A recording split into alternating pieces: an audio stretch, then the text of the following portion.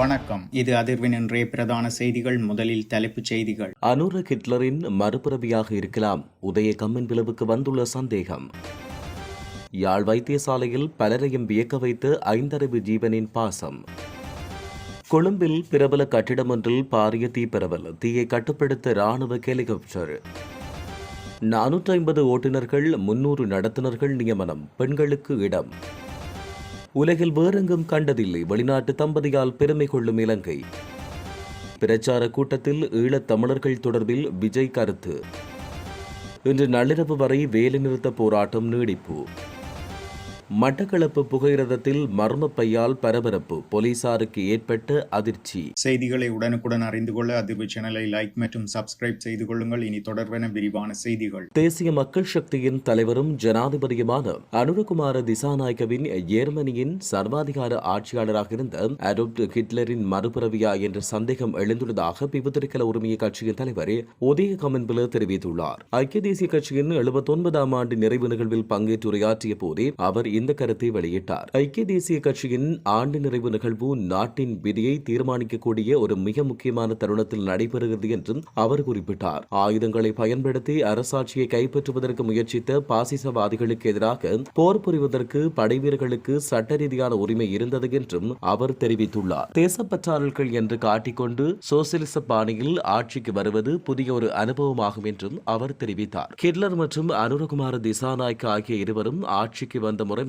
ஒற்றுமை காணப்படுவதாகவும் தொழிற்சங்க தலைவர்களுக்கு ஜனாதிபதி விடுக்கும் எச்சரிக்கை ஹிட்லரின் ஜெர்மனியை நினைவுபடுத்துவதாகவும் அவர் தெரிவித்தார். எனவே அனுரகுமார திசாநாயக்க என்பவர் ஹிட்லரின் மறுபிறவியா என்ற நியாயமான சந்தேகம் எழுவதாக உதய கம்மன் பில சுட்டிக்காட்டியுள்ளார்.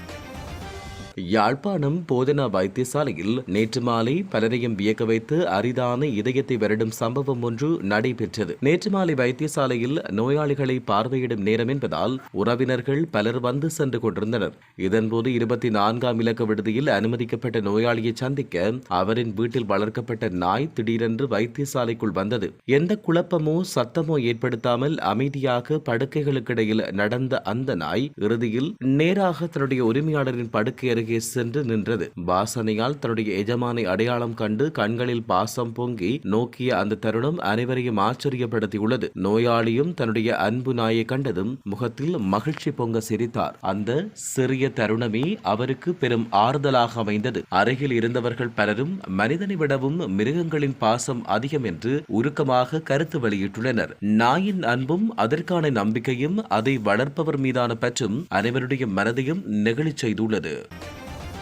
இலங்கையில் வாழும் ஈழத் தமிழர்களுக்காய் குரல் கொடுப்பதும் அவர்களின் கனவுகளுக்கு முக்கியத்துவம் கொடுப்பதும் எமது கடமை என தமிழக வெற்றிக் கழகத்தின் தலைவர் விஜய் தெரிவித்தார். தமிழகத்தின் நாகை மாவட்டத்தில் நடைபெற்ற அரசியல் பிரச்சார கூட்டத்தில் அவர் இதனை தெரிவித்தார். இதன் பொழுது அவர் மேலும் தெரிவிக்கையில், தமிழக வெற்றிக் கழகத்தின் மதுரை மாநாட்டின் போது இந்திய கடற்றொழிலாளர்களின் பாதுகாப்பு குறித்து தான் கூறிய கருத்துக்கள் சர்ச்சையை ஏற்படுத்தியதாக தெரிவித்த விஜய், இந்திய கடற்றொழிலாளர்களின் பாதுகாப்பு மட்டுமன்றி இலங்கையில் வாழும் ஈழத் தமிழர்கள் பாதுகாப்பு குறித்து கவனம் செலுத்த வேண்டியது எமது கடமை என்று தெரிவித்தார். மேலும் எமது தொப்புள் கொடி உறவுகளான ஈழத் தமிழர்கள் உலகத்தில் எங்கிருந்தாலும் தாயின் நன்மை காட்டிய தலைவனை இழந்த அவர்களுக்காக குரல் கொடுப்பது எமது கடமை என்று விஜய் தெரிவித்தார். அத்துடன் இந்திய கடற்றொழிலாளர்களின் உயிர் எவ்வளவு முக்கியமோ அதே அளவு ஈழத் தமிழர்களின் கனவுகளும் அவர்களுடைய வாழ்க்கையும் மிக முக்கியம் என்றும் தமிழக வெற்றிக் கழகத்தின் தலைவர் விஜய் தெரிவித்தார். கொழும்பு புறக்கோட்டை முதலாம் குறுக்கு தெருவில் உள்ள கட்டடம் ஒன்றில் தீப்பரவல் ஏற்பட்டுள்ளதாக போலீசார் தெரிவித்துள்ளனர். இந்த தீப்பரவல் நேற்றைய தினம் பிற்பகல் ஏற்பட்டுள்ளதாக போலீசார் தெரிவித்தனர். தீப்பரவலுக்குரிய காரணம் இதுவரை கண்டறியப்படவில்லை என்றும் மேலும் தெரிவித்துள்ளனர். தீப்பரவலை கட்டுப்படுத்தும் பணிகளில் மாநகர சபையின் தீயணைப்பு படையினர் ஈடுபட்டுள்ளதாக தெரிவித்தனர். புறக்கோட்டை முதலாம் குறுக்கு தெருவில் அமைந்துள்ள வர்த்தக நிலையம் ஒன்றில் ஏற்பட்ட தீப்பரவலை கட்டுப்படுத்த ராணுவம் நடவடிக்கை எடுத்தது. ராணுவத்துக்கு சொந்தமான 2 வாகனங்கள் அனுப்பி வைக்கப்பட்டதாக ராணுவ பேச்சாளர் தெரிவித்தார். அத்துடன் தீய கட்டுப்பாட்டுக்குள் கொண்டுவரும் பணியில் பெல்ரக ஹெலிகாப்டர் பயன்படுத்தப்பட்டதாக அவர் குறிப்பிட்டார். இலங்கைக்கு சுற்றுலா பயணம் மேற்கொண்ட வெளிநாட்டு தம்பதி தமது சமூக ஊடகம் பதிவிட்டுள்ள புகைப்படம் ஒன்று தற்போது வைரலாகியுள்ளது. இந்த புகைப்படத்தில் அவர்களுக்கு பின்னர் காணப்படும் வீதி சமிக்சையில் முன்னாள் யானைகள் வரும் பாதை என்று விளக்கமளிக்கும் குறியீடு உள்ளது. இந்நிலையில் இதுபோன்ற குறியீட்டை நாம் உலகில் வேறு எங்கும் கண்டதில்லை என்று வெளிநாட்டு தம்பதி பதிவிட்டுள்ளனர். இலங்கை, இந்தியா, தாய்வான் உள்ளிட்ட பெரும்பாலான ஆசிய நாடுகளில் யானைகளை புனிதமானதாக கருதும் வழக்கம் உள்ளமை குறிப்பிடத்தக்கது.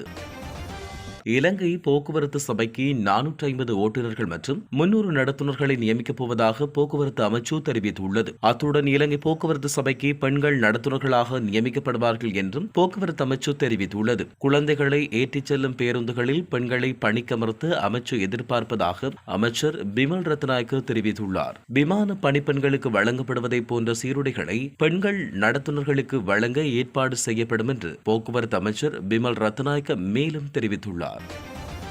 மின்சார சபை ஊழியர்களின் வேலைநிறுத்த போராட்டம் இன்று நள்ளிரவு வரை தொடரும் என மின்சார தொழிற்சங்கங்கள் முடிவு செய்துள்ளன.